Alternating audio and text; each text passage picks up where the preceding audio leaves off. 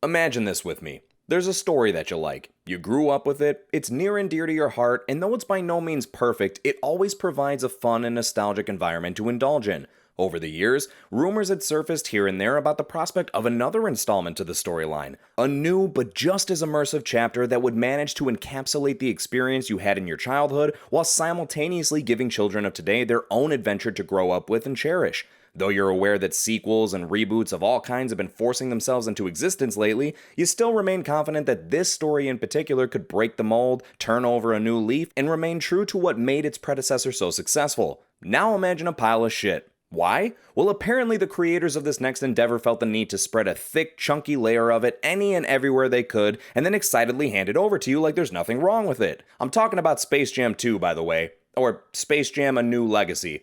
What the fuck ever. Let's just get into it. The movie starts off in 1998 where a young LeBron James is given a Game Boy by his friend before the start of their basketball game. He plays it for like a minute, but apparently that was long enough to throw off his entire performance and he misses a game-changing shot because of it. So his coach tells him he'll never be great if he lets himself get distracted, and LeBron throws out the Game Boy.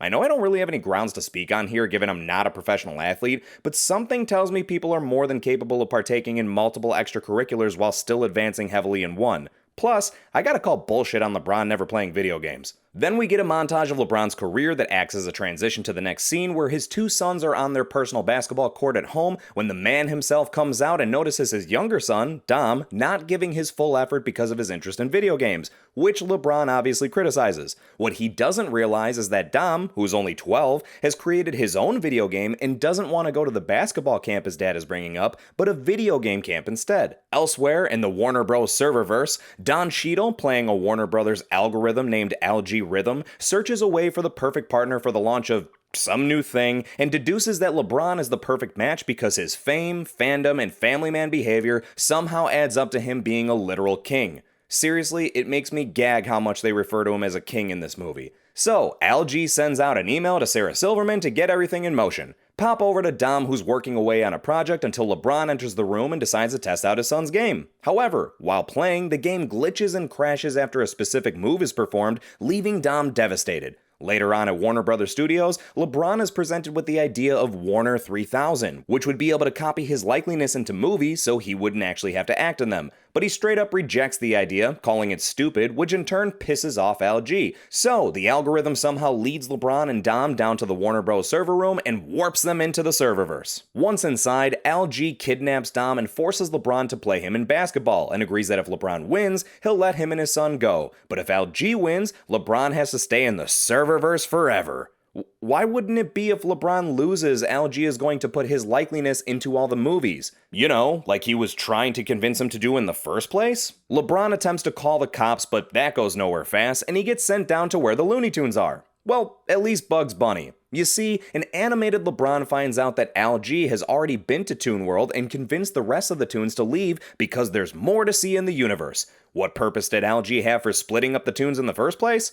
Shut up, that involves story development. At least when LeBron asks Bugs to join his team for the endeavor, there's a quickly made reference to the first film by acknowledging how awfully familiar this situation sounds. Bugs then provokes Marvin the Martian to show up, and the mischievous bunny hijacks his ship, taking LeBron with him. As they head out, Bugs secretly displays his desires to get the Toon Squad back together, while LeBron seems dead set on getting all the heavy hitters from the Warner Bros. Roster to be on his team like Superman, King Kong, Iron Giant, etc. So they head off through various Warner Bros. Worlds and end up finding and recruiting all of the Toon Squad instead. Meanwhile, Al-G, who's been manipulating Dom to turn against his dad, discovers Dom's insanely advanced app that is able to scan people and create stuff based off those scans, so he steals it. Then he helps Dom upgrade and max out his in-game character, and then apply those upgrades to the actual him as he wants the perfect player to be the captain of his basketball team against LeBron. The Toon Squad have one last unsuccessful practice before Al-G's countdown to the game ends, and the evil algorithm turns LeBron and the Looney Tunes from 2D to 3D. But before the game can officially begin, an audience is needed to spectate, of course, so in comes the entire fucking Warner Bros. Lineup.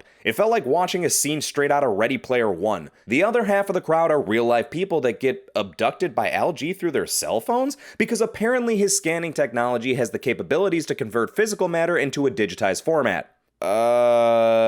Sure? LG informs the crowd that if LeBron wins, they can all go home. But if he loses, they will all be trapped in the serververse forever, and the Looney Tunes will be deleted. In all honesty, other than the tunes being deleted, does that option truly sound that bad? I mean, I would imagine most humans would love to live in an environment where they don't have to worry about aging, disease, or sustaining injuries. It's literally a digital paradise where you can essentially live out your existence in an infinite number of different ways throughout all of the various worlds there, just like the Looney Tunes were doing. But no mind to any of that, it's time to get introduced to Dom's team, the Goon Squad, compiled of a bunch of pro players mixed with animals and elements for some reason, and undoubtedly the worst CGI of the whole movie. Like, it seriously looks like they blew the whole budget on making the Looney Tunes 3D and only had enough left to scrape out these PlayStation 2 villains. The Toon Squad gets their ass handed to them and make it evident that they stand little to no chance in this, well, I mean, it's basketball, but it's this, like, nonsensical video game version of basketball. Then comes halftime, as well as the biggest disappointing moment in the movie for me.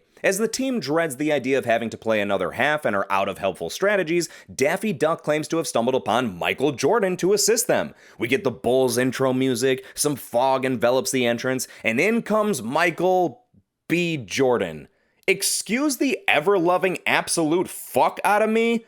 No. Just no. That shit was not funny. That was a fucking kick to the nuts of the fans of the first film in my eyes, and was absurdly distasteful. I'm gonna pay homage to the legendary critical drinker with this one and confidently say, fuck off, film. So, in the midst of an argument, LeBron realizes that he's been an arrogant prick for basically the whole movie and decides to let Bugs take over coaching duties. They come out for the second half re-energized and ready for some good old fun and begin to make some progress towards making a comeback. But then we randomly pause to get a miniature rap battle where Porky Pig expresses to Al G that he wants all the smoke. No, I'm not making that up. I can't honestly believe that they made him say that. The Toon Squad continues to bump up their score until finally they take the lead. Followed up by the most typical and predictable flip-flop of personalities where now suddenly LeBron is the mild-mannered, easygoing, fun one, and Al G is the stubborn, egotistical, conceited one. And of course, Dom immediately sees his fault in siding with some artificial, narcissistic algorithm. Game starts back up, but instead of continuing on, LeBron tosses the ball away to hug his son and tell him how much he loves him, which persuades Dom to join the Toon Squad. Al G says fuck this noise and transforms himself into a 10-foot CGI mess that looks so horrible I kept getting horrendous flashbacks of The Rock as Scorpion King. He becomes the new captain of the Goon Squad and begins to cheat his way ahead, worrying the good guys about their viable chances of success. So, during a timeout, Dom recalls the play that made his game glitch earlier in the movie and thinks if they try that here, it will potentially glitch the game, which LeBron volunteers to do even though they're unaware if the glitch will erase him from existence or not. Before LeBron can make the move, however, Bugs jumps in to be the hero instead and causes the glitch. A ridiculous series of events leads to LeBron scoring the final point of the game, which gives the win to the Toon Squad. After some celebration, the people begin to get teleported back to the real world. As all the Warner Bros. Worlds return to their normal state, Bugs remains glitching from performing that one move and dies, I think? What the fuck just happened? Anyway, LeBron and Dom wake up in the Warner Bros. Server room and reunite with the rest of the family for some sappy, cheesy nonsense. A week later, LeBron drops Dom off at the video game camp he always wanted to go to, and we find out that Bugs didn't die. He just somehow glitched into the real world? And he, along with the rest of the Looney Tunes who came with him, now want to live with LeBron. How did all the other Tunes manage to come with him even though Bugs was the only one glitching? Was it even the glitching that brought Bugs to the real world? Shut up, that involves story development. Then the movie ends. There's the breakdown of Space Jam: A New Legacy. You know, it's really a shame because at its core, you can tell that there's something there resembling what a Space Jam sequel should be. Unfortunately, the movie ends up weighing itself down so much with self-indulged nonsense and forced references that it becomes difficult to acknowledge that. Is there a somewhat relatable and emotionally based storyline within the tale of LeBron and Dom? Yes, seeing a hard-working, good-intentioned, but flawed father slowly break the barriers between a micromanaging parental figure and an understanding, fun, loving individual is a touching narrative, and having a young, talented, intelligent adolescent that may be a bit naive when it comes to who to put their trust in, but eventually sees their father accept and appreciate their own hard work is also a moving tale. But this movie desperately tries so hard to have that soul while simultaneously shitting all over itself and expects you not to notice it. It turns that could have been interesting family dynamic into an absurd conflict for itself, as you quickly realize that if at any point you're rooting for Dom, you're an absolute real-world hating savage, since him winning would keep everyone trapped in the serververse. The concept of an algorithm running Warner Brothers, which is the most realistic thing in this movie, and being the central cause of the plot here is just ridiculous. Now don't get me wrong, I can manage to somewhat forgive that. I expect ridiculous. The first Space Jam had aliens looking to enslave Michael Jordan in the Looney Tunes, and it's tough to pick which of the two sounds more outlandish on paper. But any well thought out structure is just out the fucking window here. The original film's antagonist was a ruthless, failing businessman who was desperate enough to do whatever it took to keep his amusement park afloat, even if that meant capturing the Looney Tunes against their will to be his personal workhorses. It isn't until after the Tunes decide to risk their fate on a game of basketball that Michael Jordan becomes involved, thus pulling him into the potential never-ending employment. It's dumb, but it's simple and fun enough to get lost in and maybe even care about a little. Compare that to an algorithm running a $6 billion corporation that throws a pissy fit when a professional athlete would rather spend his time being an athlete than be in movies, then decides to trap said athlete, his family, and a chunk of the population into a digital world because he wants to be recognized? Are you fucking kidding me? Then there's the fact that the Looney Tunes themselves become background characters in their own movie. Looking forward to seeing the return of greats like Daffy Duck and Porky Pig? They're basically glorified cameos here. Remember that big deal made about Lola Bunny and her attire and being portrayed by the original voice actress but being replaced by Zendaya at the very last second?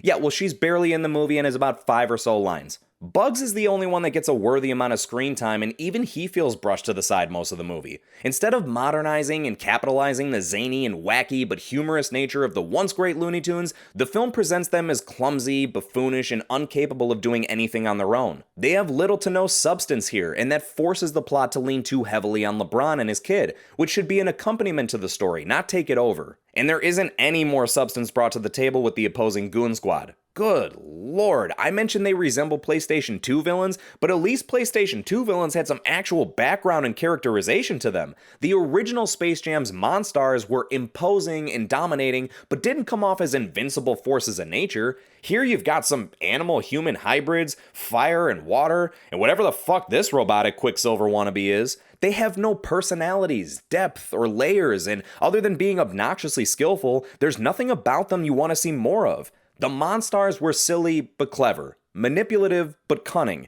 They posed just enough of a threat to our beloved Toons because they themselves didn't possess the skills to win the game, but used their wits and resources to cheat their way to a competitive level. But even with their upgrades, they remain the same immature and foolish clowns they started out as, which helped keep a consistent, followable, and even likable tone to them. Lastly, and I won't spend a lot of time on this, why couldn't they just play regular basketball? I get it, the kid made a game and a large portion of the story is embracing his creation, but how the hell am I supposed to care about a 1,000 point deficit followed by a 1,000 point comeback if I don't even understand how the fuck they got any of the points in the first place? And honestly, I had an extremely hard time even paying attention to the game itself when you got a cosplay event with every Warner Brothers character ever as the audience. I'm sure on paper that seemed cool, and I'm not normally one to be against crossover events of any nature, but this really felt a bit overboard and then some, as it eventually becomes more distracting than anything else. But I digress for now. I need to take a break and go watch the original to make myself feel better. In the meantime, please let me know what your thoughts of this movie were. Did it let you down as well, or did you think they actually created a worthwhile sequel here? Do you like this one or the first one better? Do you think LeBron James held his own as the lead? And my biggest question of all, would you like them to ever make another one? Like the video if you enjoyed this content, subscribe if you haven't already, and I'll catch you at the next review.